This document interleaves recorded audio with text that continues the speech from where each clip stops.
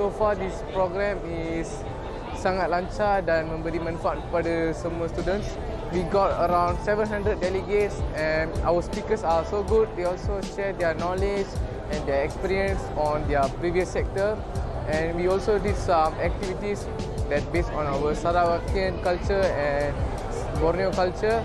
So all the workshop also give the benefits to all the delegates and the visitors.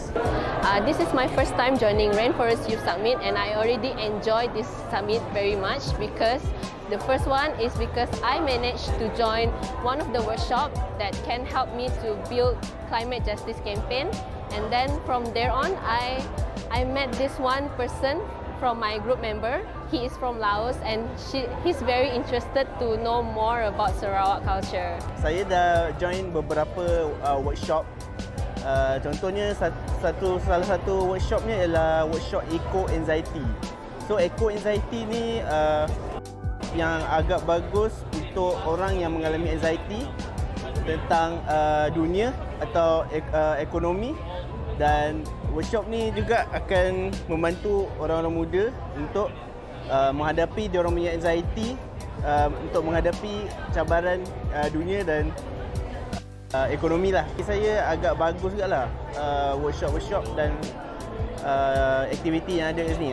So saya looking forward lah untuk join workshop-workshop yang lain. It's my first time coming to this kind of event, so I think it's a good exposure for people like me, especially getting off of universities. It's also a very interesting experience because I've listened to stories that I never thought happened, as in historical and cultural histories.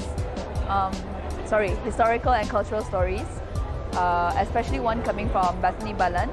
I think her stories about tattoo was pretty interesting, and the fact that there are a lot of people from all different countries. If I'm not mistaken, there are 13 countries representatives here. That was interesting because we get to learn a lot of their culture as well.